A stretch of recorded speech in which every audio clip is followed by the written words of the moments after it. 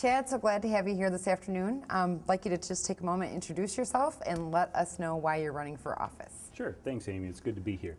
I'm Chad Tuttle. I'm a lifelong township resident of Georgetown, and I am just coming at the end of my first term as a trustee, so I've served the past 4 years. But I've grown up, I've lived, I've worked, and I worship in town. I go to Fair Haven Ministries. I'm the Chief Executive Officer of Sunset Retirement Communities.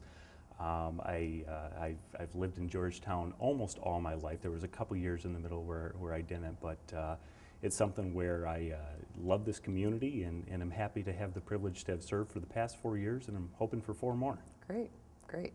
What's the motivating factor that got you to this point?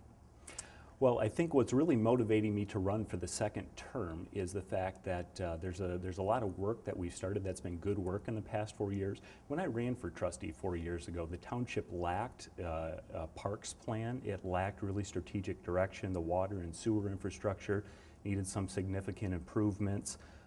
Beautification was an issue, and there was just a lot of opportunity in the township. There were some regulations that were outdated, and since I've come in the past 4 years, well, we have a 5-year parks plan. We're halfway into implementing. We've got an awesome splash pad down at Maplewood. We've got some wonderful things some improvements that have happened at 8th Avenue, and we've got plans for more. The water and sewer infrastructure, we did a $5 million addition to the sewer system that'll take us for the next 20, 30 years. We've got a new water tower that was just getting ready to be completed. They're going to fill that in the next couple weeks.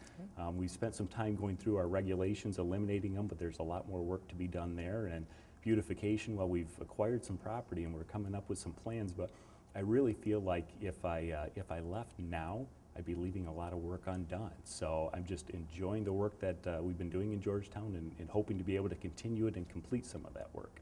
Great. There's a lot of things you mentioned. What do you think is the current key issue in the campaign right now? I don't know if there's a single key issue, but if I would say there's an overarching thing that Georgetown needs to be aware of, it's that, for the past few years, we've all known the economy's been bad, and the way that that's impacted Georgetown has been declining property values. Right. That impacts all of us. And at the township level, declining property values means less tax revenues coming in. It means as a township government, we need to be far more efficient with how we're spending the taxpayers' resources. We do not want to find ourselves in a position where we have to raise taxes in this township, and we're not, because we've been good stewards of the resources that are coming in, and we're finding ways to get more efficient with some of those resources, yet at the same time implement some of the improvements that have been so desperately needed in this township and will continue to be needed. So what I look forward to, and what I think that we need to do, is continue to make good business decisions about the business of township government and how we can best use the taxpayer resources. I think the issue going forward is going to be, as these resources dwindle, how do we get even better at some of the decision making we need to do? Well, as you are a CEO, I think you have some expertise, but is there any other expertise that you'd like to share with us about how you particularly can help arise some solutions and progress in this area? Absolutely. As a CEO, and I'm a faculty member at Cornerstone University in their business program. So I certainly have the business background and the business knowledge, but more importantly, throughout my career, anything that I've done, it's been an engagement in service to others. And the thing that I've enjoyed over the past 4 years is engaging the public in dialogues about what these improvements are. I would never presume to sit back and think that I have the solutions to all these problems, but we're blessed to have 48,000 brilliant minds in Georgetown. And I want to find a way to leverage those minds and let the best ideas raise to the top. And the way that I do that is continuing to engage the public in whatever issues are coming before the township. I'm out there, whether it's at work, whether I'm worshiping, whether I'm spending my leisure time in the township, I'm always engaged with people and talking with people. So wherever I get the opportunity to pick somebody's mind and have them come up with an idea to solve a problem, it's amazing. Some of the best ideas that we have came from citizen involvement and people who just wanted to share their input into a problem. Right.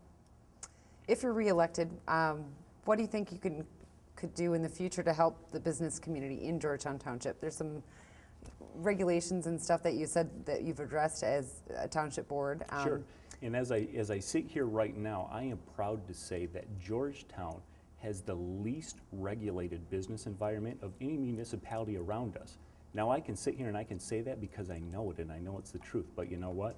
The business community doesn't believe it because they haven't had a chance to experience it yet. We've made some great changes over the past 4 years. We've got some more changes that we'd like to make, but just as a simple example, signs in Georgetown. We had this sign ordinance that was overly burdensome, and so we said we need to revisit this signing ordinance. So we went and we engaged the chamber as our partner in chamber members to come and help us draft an ordinance that made sense for, wanting to keep the township beautiful, but made sense so that businesses can be out there promoting their businesses and promoting the things that they have going on in their businesses. So as I sit here now, we have the least amount of regulations on businesses of anybody around us. We need to do a better job articulating that to the business community, working with some commercial developers to fill some empty storefronts, and continue to listen to the business community as well and find out where are the problems that they're having, where are they having pinch points or issues, and what is it that we can do to alleviate some of those. Great insight. Why should people re-elect you instead of voting for one of your opponents? Well, the benefit of a trustee position is they get to elect 4 of us. So I hope that I'll be one of the votes that they cast for those 4 trustee positions. I'm not going to sit here and tell you that I'm better than the other candidates, because I think that's really for each individual to make that decision. But what I will tell you is that I've got a demonstrated record over the past 4 years.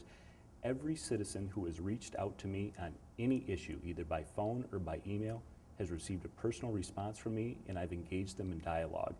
And we haven't always agreed at the end, but I can tell you by the end of every one of those conversations, I've had a clear understanding of their views and their position, and they've had a clear understanding of why I do or why I might not have agreed with them in that position. So I've enjoyed that level of dialogue, and I guarantee that if people vote for me and I'm reelected, I will continue that, and they'll continue to find me accessible. If you go on the township website, my cell phone's there. My cell phone's right available with me all the time, and people can call it and reach me anytime, and I'm happy to engage them in that dialogue, and frankly, I want to.